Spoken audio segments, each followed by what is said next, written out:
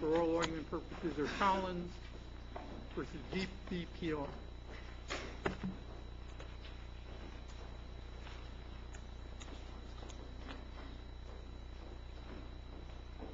Tell you what, you don't have to rush up to the podium. We'll wait till everybody settles in.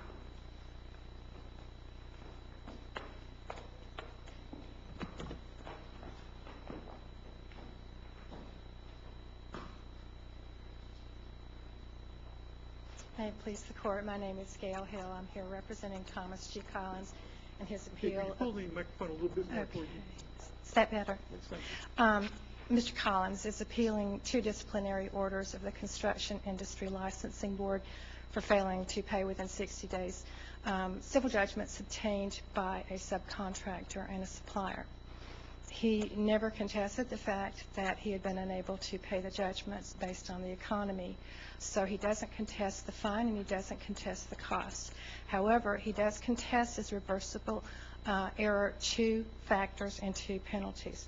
The first is the requirement that he satisfy, well, actually the requirement by Division 2 of the CILB with respect to his roofing license alone, that he satisfied the judgments obtained by the supplier and contractor within 30 days. The second that he finds error is that the final order imposed an automatic suspension for purposes of enforcement, but then stayed that suspension for 30 days pending payment of the fines. Were these contentions presented to the authorities below? Or is this the first time that these arguments are being made here in the appeals court? This is the first time these arguments are being made with respect to both the imposition of the suspension and whether or not the requirement of restitution complies with law. And as we discussed in the reply brief. Why weren't these matters presented to the department or the board or the administrative law judge? Mr. Collins was unable to appear for the hearing. And that is a fact that was established in proceedings below, that he was Yes, unable to appear?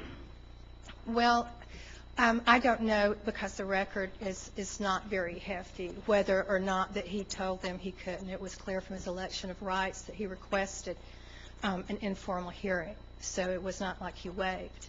But I think I pointed out, too, that he didn't really get his 14 days notice in advance, and he wasn't told that he could have a hearing that was convenient to him, and for whatever reason, it never comes out. However, I believe that these violate due process rights, and so that it does not have to be preserved, because it's fundamental law that if you're going to suspend someone's license, a person has a right to have an administrative complaint as notice of the violation and a right to a hearing and an opportunity to contest it. Were there not 2 administrative complaints in these cases? Yes, sir, there were, and both of them addressed failing to satisfy the judgment. And indeed, the CILB did impose for that particular violation a fine and costs and require restitution, basically, because if you look at the transcripts, you see that they expect this guy to actually pay the judgment or they're going to suspend his license. However, the suspension is not related to the violation of failing to pay the judgments. The suspension is an enforcement tool that actually punishes someone prospectively for failing to comply with the final order, but stays that penalty for violation pending when you pay it. And then if you comply with the final order and pay the money, they will lift the suspension.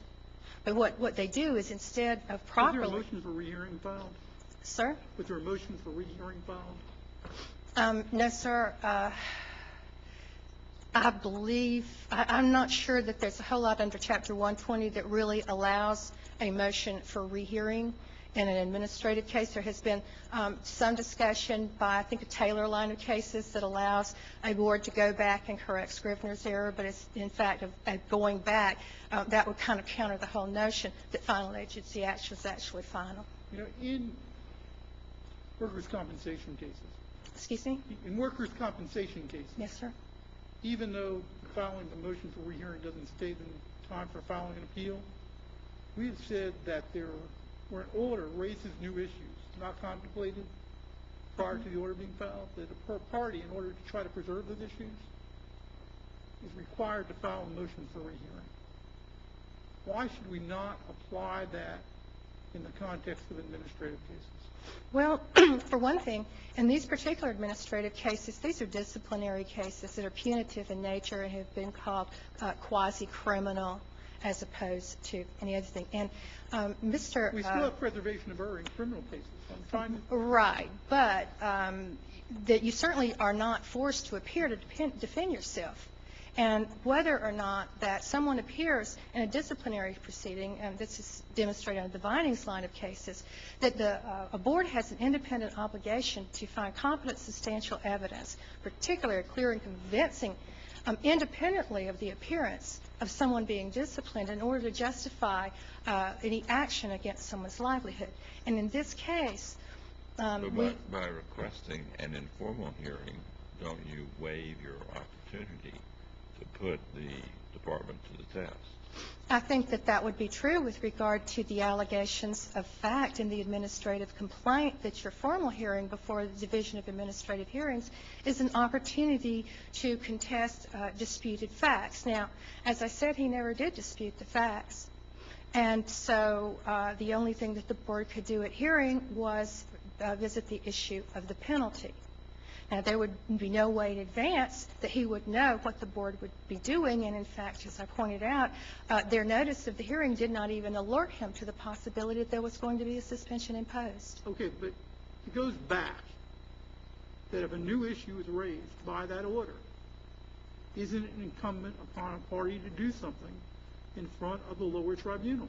I understand your argument about we're talking about law. They issued a penalty here that they were not entitled to issue. But when that fact occurred, or that action took place, isn't it incumbent upon somebody to alert the lower authority concerning your beef, your right? In other words, you're suggesting that when he received the final order that there's merit to the non-exhaustion of administrative remedies, they should ask them to reconsider the application of the suspension? Not only exhaustion of administrative remedies, I'm talking about preserving an issue for appellate review. Well, as we stated, by the time this came out, there had been no real notice that they were going to suspend his license, although they evidently do have a procedure now, which any time that there's a fine, they do that. But I think there's plenty of case law that shows that not every issue has to be preserved for review, and this was particularly true when it involves constitutional issues. And I believe that a notice and right to hearing is a due process issue that certainly rises to a fundamental issue that does not need to be preserved for appeal. And as far as the fairness is substantive. All right.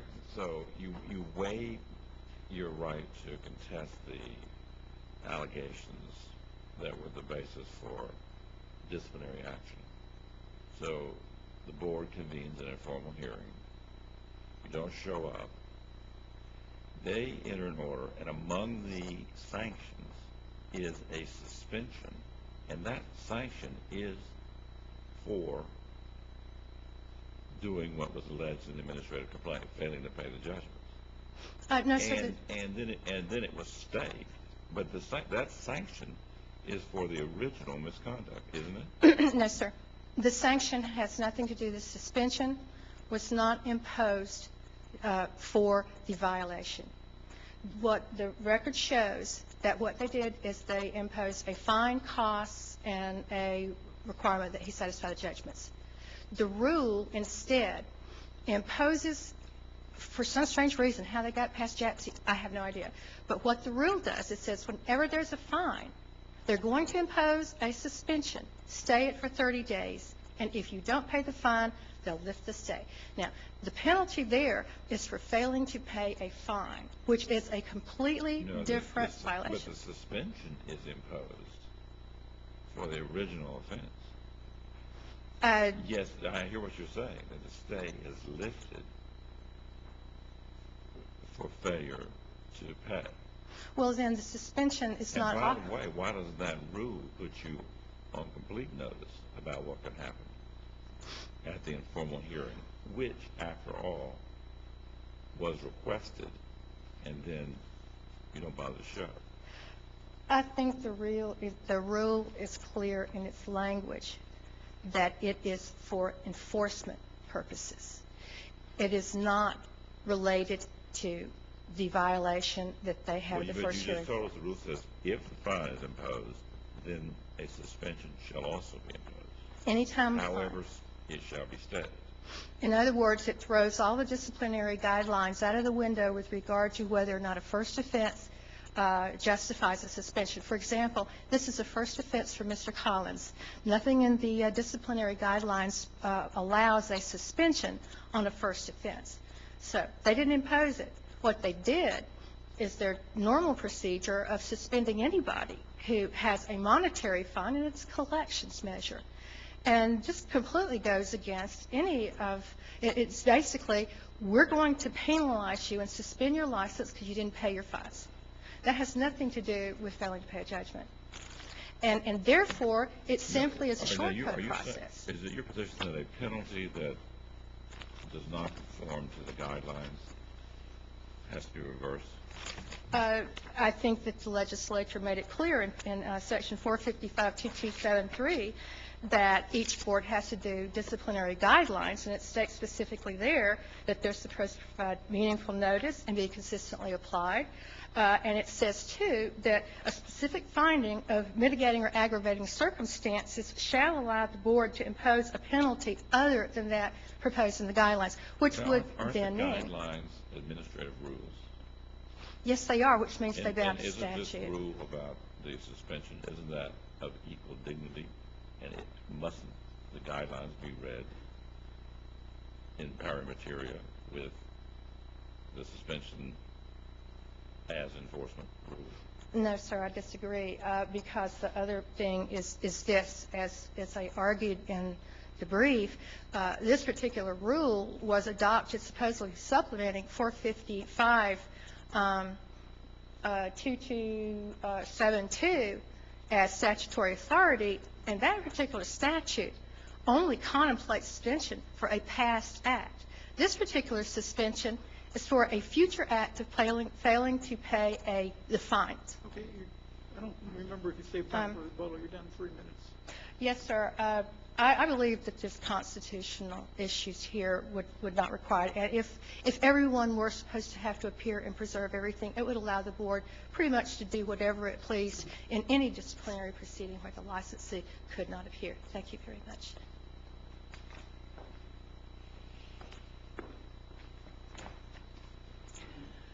May it please the Court, my name is Gar Chisenhall, and I'm here on behalf of the APLE, the Construction Industry Licensing Board. As the Court is well aware, these two cases began after the appellant failed to satisfy two default court judgments of nearly $37,000 obtained by A1 and Dixie Clamp. All right, but she says that's not why the licenses were suspended. Well, that's exactly why the licenses were suspended. The appellant is trying to characterize Rule 61G4-12.008 as nothing more than a tool to ensure and enforce compliance with the final order. But in fact, it's part of the discipline, because the rule cites Section 498.108 as the rulemaking authority. That statute says the board has the authority to adopt any rules to implement duties under Chapter 489. I think I may have misquoted the rulemaking authority. It's 489.108. Anyway, in Chapter 489, one of the primary duties of the board is to discipline contractors.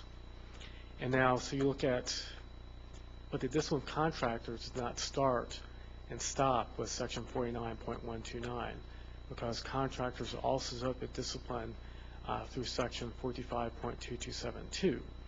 And that section says that contractors can be disciplined for any violation in Chapter 489 or 455. So this rule that we're talking about was last amended in 2006. And Let me back up. 455.227.2 says that you can be suspended for any violation from Chapter 455 or 489.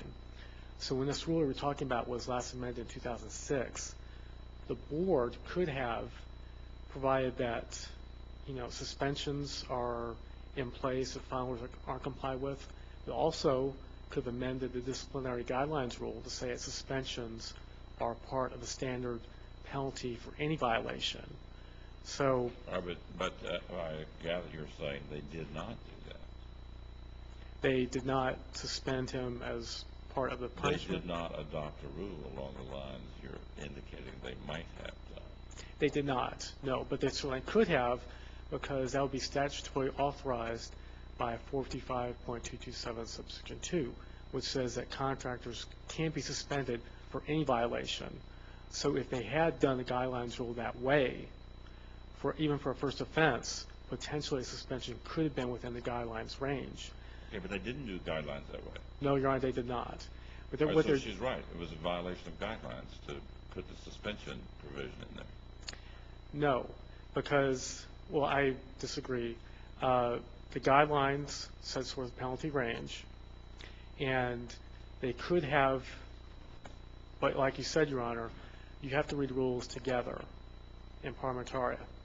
So for a first offense, you can be fined, and you're also required to satisfy the judgment for the violation we're talking about. Then you also read the other rule, which talks about suspending someone if they don't comply with the final order. But as I was saying, she says the notice for the informal hearing gave no indication that either of these licenses might be suspended as the result of the proceedings. Well, I disagree with that, because the administrative complaints charged in violation of 489.1291Q, failure to satisfy a civil judgment, and the guidelines say you're subject to a fine and required to satisfy a judgment. Then we look at the rule we're talking about. It says that if you don't satisfy a civil penalty, then you could be subject to this rule and potentially suspended if you don't comply with the final order within 30 days. And I think, as you point out, licensees are expected to have knowledge of the rules going into this. And another point I'd like to make about the notice. Well, does the notice indicate a range of penalties? Yes. What does it say? It says you'll be fined, starts with a fine, and it goes up to requiring someone to satisfy a civil judgment. That's in the guidelines rule. And you have the rule we're talking about that you're trying to validate. Forget the guidelines rule. Judge Benton asked you what was in the notice. What did the notice say as far as potential penalties? If you look at the administrative complaints, it has a laundry list of penalties. The department doesn't restrict itself to any particular request, because let me back up.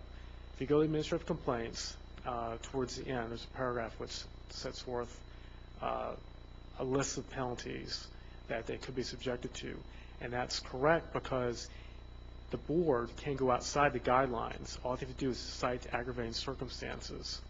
And that is all right, because the statute... You're saying the administrative complaint lists suspension as a possible penalty? I believe it does, Your Honor. I think typically they do. And I think if you look at the two records on appeal... what about the hearing notice? The hearing notice, that I don't recall. I don't recall if the notice informed him of that. But he did receive notice in the administrative complaint. And knowing what he was charged with, he should have known that he could be facing this penalty.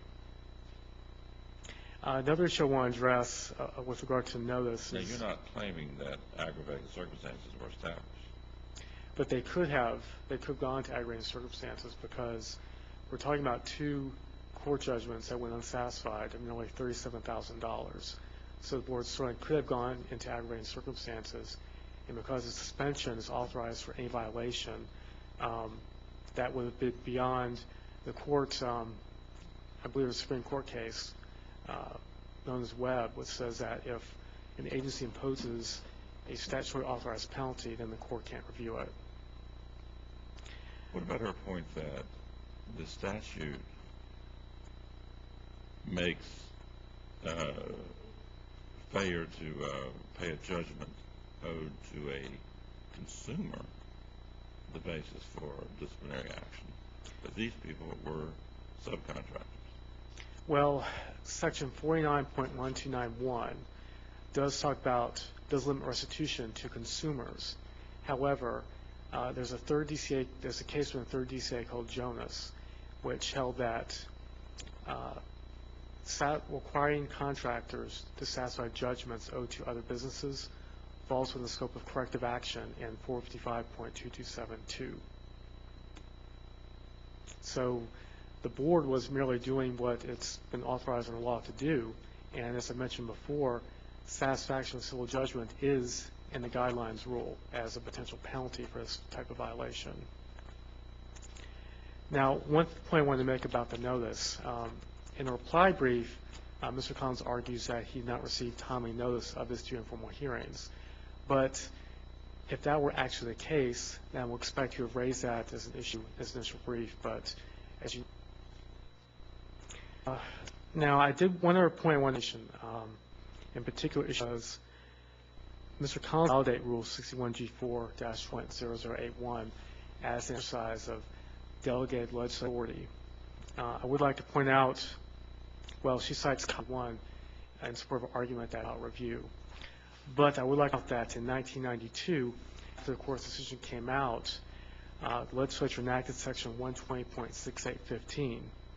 And in Bailey versus the Department of Natural Resources at 632 Southern 2nd, 1114, this court held that Section 120.6815 now prohibits judicial scrutiny of the administrative rule to determine whether the rule constitutes an invalid exercise of delegated legislative authority, except to review an order entered pursuant to a rule challenge proceeding. And as you know, this appeal is not from a rule challenge. It's from a normal standard disciplinary action. Now, since the Bailey decision, Section 120.6815 has been renumbered as subsection 9, but it still prohibits the court from invalidating a rule unless it's on appeal from a rule challenge. As first support for my argument, I direct the court to Lee versus the Department of Transportation at 596 Southern 2nd, 802, and Cross versus the Department of Health and Rehabilitative Health Services at 658 Southern 2nd, 1139. And well, I've already talked a lot about preservation. Even if the court decides that these issues are preserved for appellate review and goes to the merits, I believe the court will find these issues are meritless. For example, under Issue 1, Mr. Collins takes issue with the fact that Divisions 1 and 2 disagree over whether contractors should be required to satisfy judgments obtained by other businesses. And Mr. Collins argues that there's nothing in Chapter 489 which authorizes the different divisions to adopt different disciplinary policies.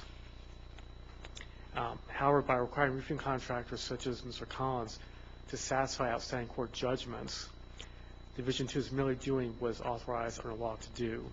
And that was the whole in the Jones case from the 3rd DCA. Under these circumstances, Division 2 can't be faulted for requiring Mr. Collins to satisfy those 2 court judgments. Well, but you got inconsistent penalties from the same board. Right. Well, the board is, as I'm sure you know, divided into 2 divisions. Division 2 handles several categories of contractors, and Division 1 handles all of the other categories. And these 2 divisions, if you read the transcript from the 2 informal hearings, these 2 divisions disagree over whether or not they should require contractors to satisfy judgments obtained by other businesses, which is typically subcontractors. Now, Division 2 thinks that they should be required to satisfy those judgments because they want to protect consumers. They're afraid that the subcontractors will put a lien on people's homes or that they'll pass increased prices on to consumers. Division 1, on the other hand, doesn't want to be a collection agency for private entities. So even though the guidelines and the 3rd DCA have said that the board can require contractors to satisfy judgments obtained by other businesses, Division 1 has said, we're not going to go that far.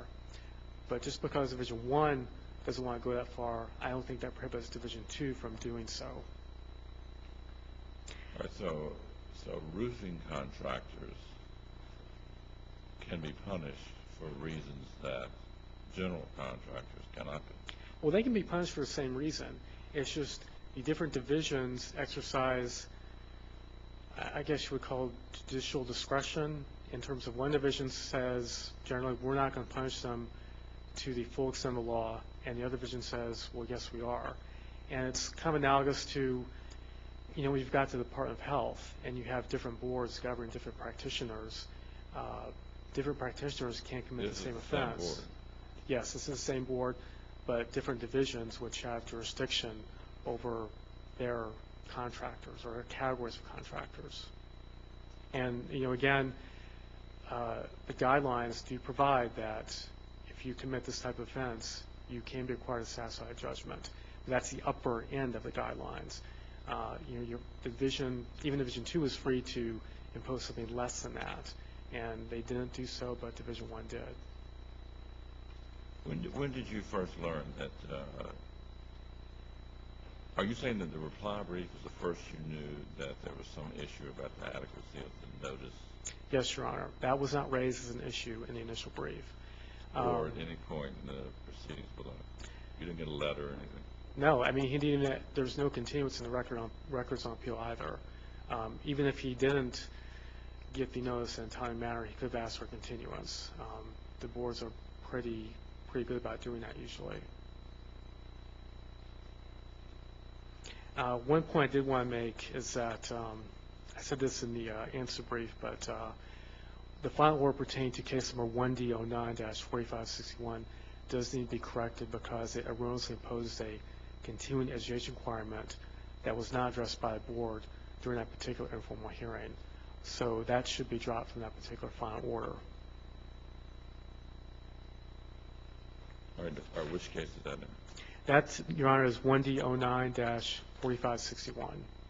The final order in that case erroneously imposes a additional continuing education requirement that the board did not actually impose during the informal hearing. So it's just 7 hours, not 14 hours? I don't think, if I recall correctly from that transcript, the board didn't say anything about continuing education, but the final order erroneously imposes that. Oh, I see. So that should be dropped completely from that particular final order.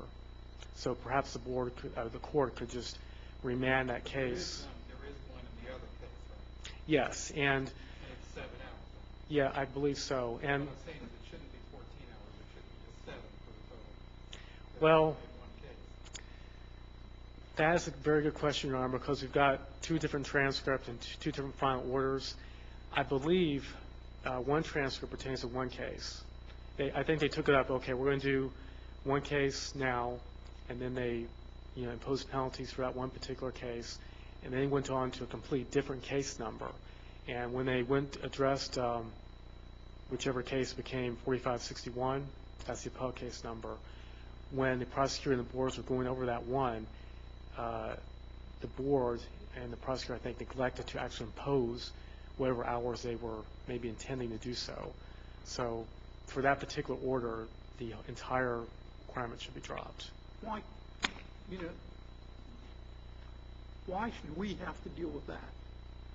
I mean, why couldn't you just enter a supplemental order in their favor or stipulate to them that that will not be enforced? Why are you asking this court to deal with that issue? I'm asking is perhaps the court could remand the case with directions to allow the board to do that at the next board meeting. You know what? Think about another way to do it. Well, There's probably, yeah.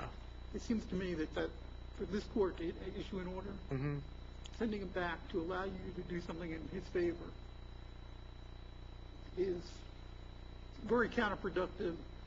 And forgive me, but we're killing a lot of trees for no reason.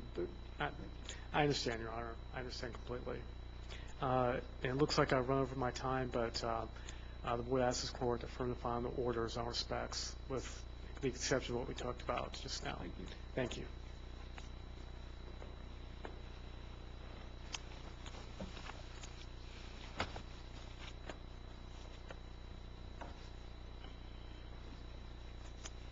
got 2.5 minutes left if you could.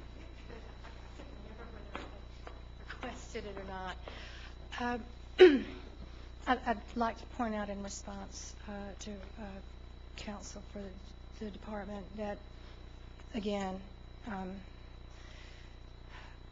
the case that they're relying on to permit imposition of suspension or to require to pay the judgment does not actually provide such authority under footnote 3 of that case. And I'd also like to say, too, again, that... Talking about the Jonas case? Yes, sir, Jonas. That the 3rd DCA did agree that everything should go under the disciplinary guidelines for this. The disciplinary guidelines prohibit restitution to a consumer. Therefore, they distinguished between requiring the satisfaction of the judgment and restitution because the rule specifically allows someone to obtain a payment plan, which is not actually payment of money. So it would have been appropriate for the board, if they really wanted to penalize Mr. Collins for failing to pay the judgments, they could have asked him to obtain proof that he'd entered into a payment plan, but instead they went through the 455 because they felt like that is an actual complete alternative to the disciplinary guidelines in 129, which is clearly not so. The 3rd DCA did go through the guidelines.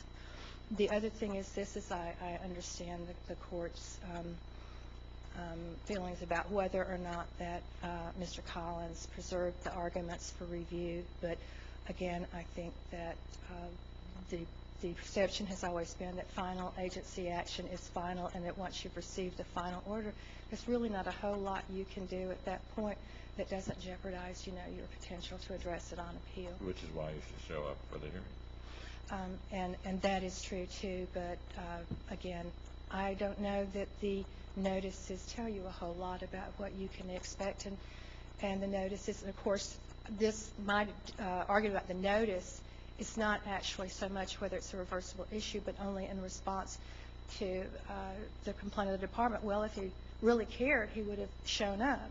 But again, I go back to the fact that this is quasi-criminal, and that a licensee is under no obligation to either provide any evidence in his defense that the board is innocent.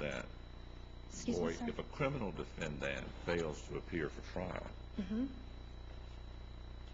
the court can proceed, or if he absconds at least after the trial has begun, the court can proceed in absentia, and any objection that's not stated is gone forever, cannot be stated for the first time on appeal.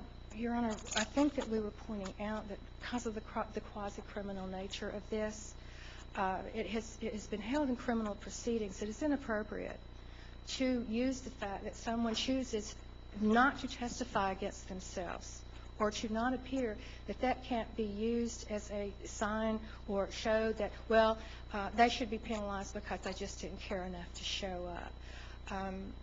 Yeah, but we're not saying that. We're not saying that that's evidence that he violated his license. But by not appearing, he waives any objections he has to the proceeding.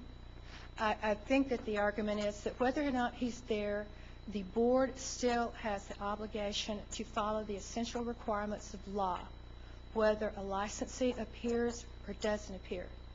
Therefore, with regard to the imposition of the penalties, including the suspension under the rule and the requirement of that whether he was there or not, the board had the obligation to follow the essential requirements of law.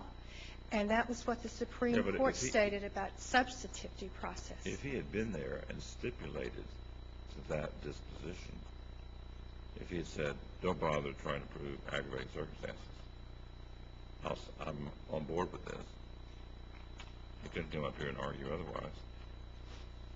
Well, it may be that hindsight's 20/20, but as far as the board's imposition of discipline, so on and so forth, there's not necessarily a whole lot of wiggle room with what a licensee can do, or that a licensee is under an obligation at the time that the penalty is imposed to come up with a legal argument that the action of the board is illegal or unwarranted. That is the function of the appeal. Your time is up. Thank you, sir. Next case is Frog House versus City of Gainesville.